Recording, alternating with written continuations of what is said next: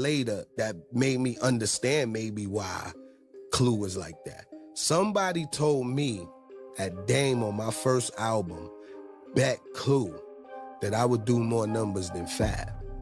First album. And I like Fab. Shout out to Me Fab. too. Shout out to Fab. Seriously. I would never compare us. You got two different rappers, man. Yes, he had a way better career than me. He's still winning, right? But just for Dame to even bet that on me, That made you feel like, wow. I was like, damn, Dame really with me. What's good, everybody? I hope y'all are locked in and feeling great today. One low-key move behind closed doors allegedly made DJ Clue see Memphis Bleek in a totally different light. And Bleek says, hold up, all of it traces back to Dame Dash putting his own name on the line. For years, people assumed it was just industry politics, quiet jealousy, or typical mixtape favoritism. But Bleek just told a story that completely flips the narrative on its head. He breaks down why DJ Clue didn't show him love when he wasn't physically around, why his records barely got spins, and why he only landed on Clue tapes when Jay-Z personally stepped in and made the call.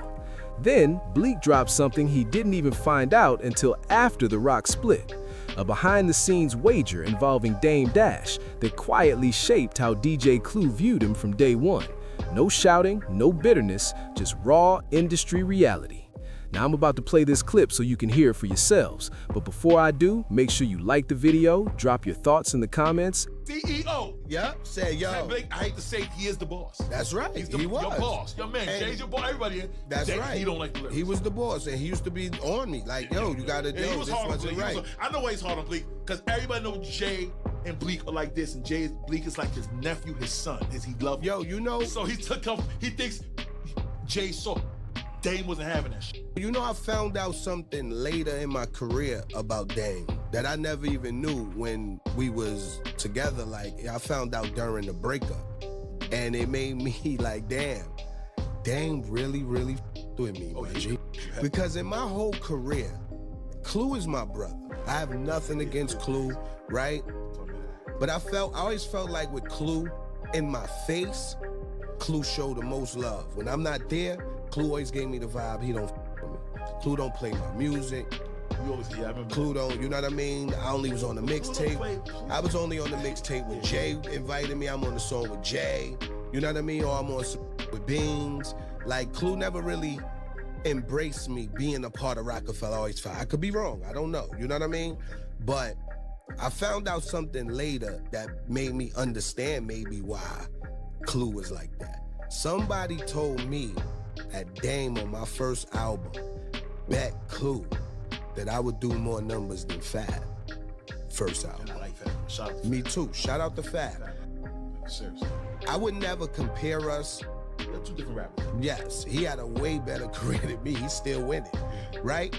But just for Dame to even bet that on me, That made you feel like, wow. I was like, damn, Dame really with me. Like, so those type of stories and the things I know what he did for me and who he was, regardless of the arguments we had on the jet, in the studios, at video shoots, at the movie shoots, at State Property 2. Yo, I can name all the arguments I had with Dame. Then when you get frustrated, I ain't got to do this. That's Yeah, Jay, man. He yeah, do that yeah, shit.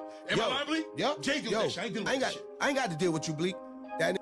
I still got respect for Dame. The only time I could say Dame hurt my feelings where I was like, damn, dog, that was a low blow, man. We was at the Change Clothes video shoot, and we had an argument. And that was like, man, you talking like you don't want to be here. If you don't want to be here, I'll drop you tonight. And I'm like, what?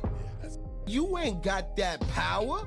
He need two to go with him. Yeah, it was like, but for him to even say that to me was like, Yeah, it hurt your feelings. hey, cuz, you wanna meet me in the alley? Yeah.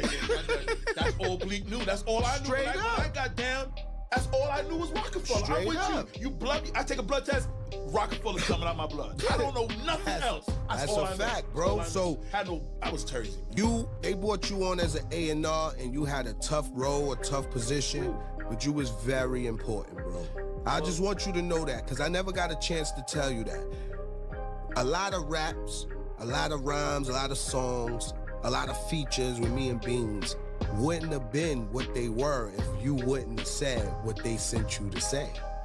It was hard too, Bleek. I don't think I like hurting feelings, man. You know what I'm saying? But you want me to go tell this man? I told you what the man. But that breeds, and you know who's a real warrior and who a real soldier when they can take the insult and turn it around and make it better. Mad. You know what I'm saying? I wasn't one of those guys like, man, this, I'm done, I'm going home. I ain't took out the pen. Yeah, just go to. This whole situation really highlights how business decisions echo way longer than any argument ever could. When I listen to Memphis Bleek speak on this, I don't hear bitterness at all. I hear reflection. And that's important because when artists revisit the past with clarity instead of anger, you usually get the truth instead of the headline version. When it comes to a legendary DJ like DJ Clue, I don't see this as personal hate. I see positioning. DJs were brands. Mixtapes carried real power in that era. Being tied to the wrong side of internal label tension could quietly affect how you were treated without anyone ever spelling it out for you. In the early 2000s, mixtapes directly influenced radio spins, tour bookings, and first-week album numbers, which meant DJs like DJ Clue weren't just tastemakers, they were business gatekeepers. That one reality explains more than any rumor floating around ever could. So let me throw this to y'all. Do you think DJ Clue was simply moving strategically as a businessman, or was Memphis Bleek caught in the middle of rock politics he never asked to be part of? And looking back now, do you think Dame Dash putting that bold belief behind Memphis Bleek elevated his career, or did it quietly complicate how the industry handled him? Thanks for reading. Make sure you subscribe to the channel.